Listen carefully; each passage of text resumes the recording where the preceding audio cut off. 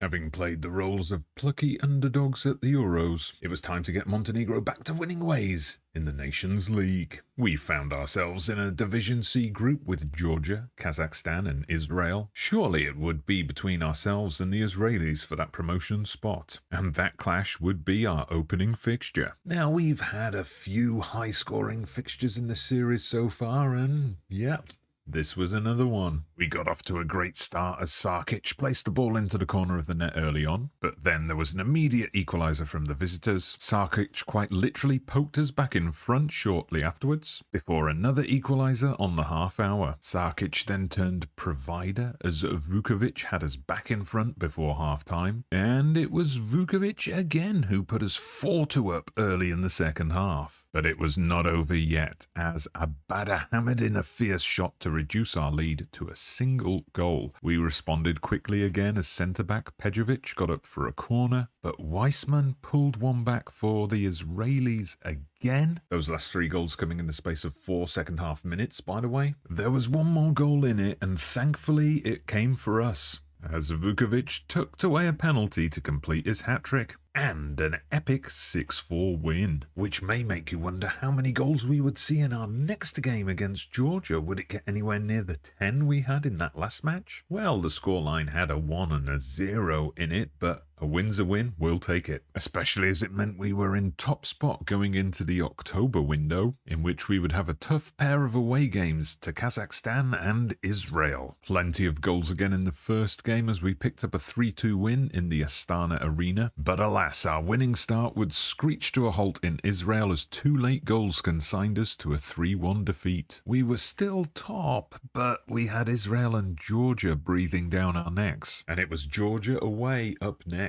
We stepped up big time as we dominated at the Dinamo Arena in a 4-0 win, which, coupled with a surprise home defeat for Israel against Kazakhstan, meant just a point would be enough to earn promotion in our final game. We just about did it in a bore draw against the Kazakhs. Georgia and Israel also drew in their final encounter, meaning a comfortable-looking top spot for us. So far, so good, but now it was time to turn our attention to the road to the 2030 World Cup. We were drawn in a group with one of our group stage opponents from the Euros, Denmark, along with Turkey, our neighbours Kosovo, and Latvia.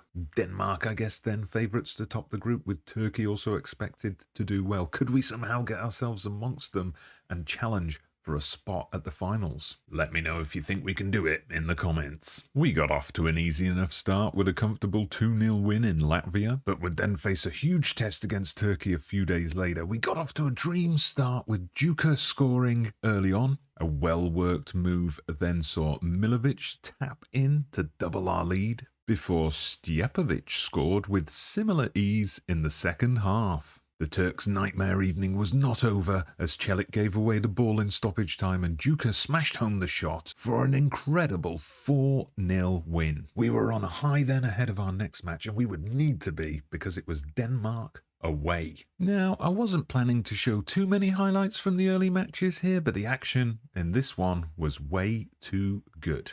Now, as you see on your screen, Denmark racing in to a comfortable 3-0 half-time lead. You may be wondering, well, what's good about it? Well, you can't have a comeback without going behind first now, can you?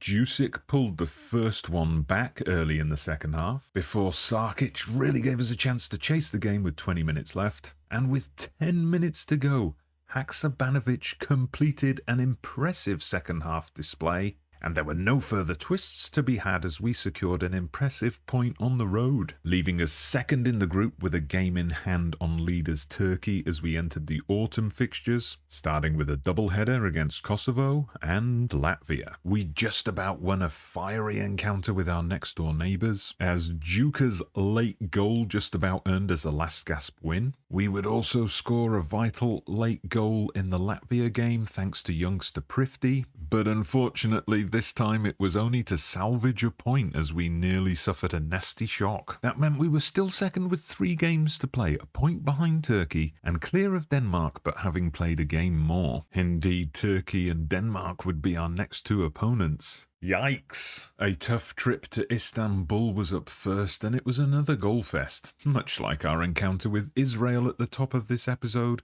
and also much like the Denmark game earlier, as we went 3-0 down, but somehow managed to claw our way back. 3-1 it was at half-time, and then in the second half we came out swinging, and by the 52nd minute, Vukovic again had dinked the keeper to make it 3-3. The scoring was not over there, though, as Turkey soon found themselves back in the lead, before further extending that lead just a couple of minutes later. Haksabanovic gave us hope late on, but it would prove not to be enough, as we went down swinging 5-4. On then to the home tie with Denmark, and disaster early on, as we gave away a soft penalty easily converted by Skov. The Danes really needed a win to keep their qualification hopes alive, and were prepared to do all kinds of cheating to get it, as they bent the rules and bent the ball. We somehow survived multiple scares, as we looked for any kind of opening to get us back into the game. And that opening would come on 65 minutes, as a swift counter-attack led to the ball coming to that man again, Vukovic,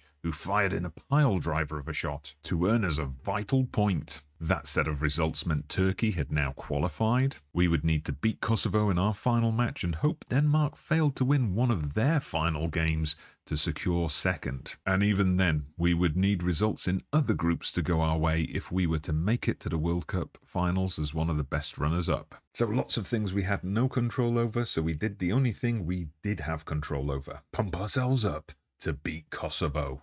Bad news, though, as we approached squad announcement day, as one of our key attacking players, Sarkic, was out injured, and Perovic and Pejovic, two of our best defenders, would both be suspended. Not to worry, though, as we still had Vukovic, who opened the scoring early on, and then some great work from Haksabanovic on the wing led to a handball in the area and a penalty, with Stjepovic confidently stepping up. Vedat Murici set up a tense finish, but we just about held on for the win. With Denmark easing to victory over Latvia, our eyes would be firmly on the final set of group matches, as well as the second place teams table with 5 teams that could still overtake us with a final day win. The final match in Group E went in our favour, as Denmark didn't even register a shot on target, confirming us second in the group. But would the results elsewhere go our way? Unfortunately not, as Austria and Sweden picked up wins that saw them leapfrog us, and we were just edged out by a point. How on earth did we only manage a draw at home to Latvia? Still, qualification for the Euros, promotion to Division B of the Nations League, and coming within a single point of qualifying for the World Cup. I think we achieved a lot in the last 2 years with this Montenegro side. And I used the past tense achieved, as I decided this was the right time to resign from my role as Montenegro manager and look for a new international challenge. I mean, we've got enough time to get at least one more in before FM23. Right? It did not take long at all to get 2 job offers in, and I want you to help me to decide where to go next. Check out this video, which is unlisted but should have just gone live and is accessible from a link in the description as well. So in the video, I'll go over the 2 offers and the pros and cons of each, and I want you to let me know which one you think I should take.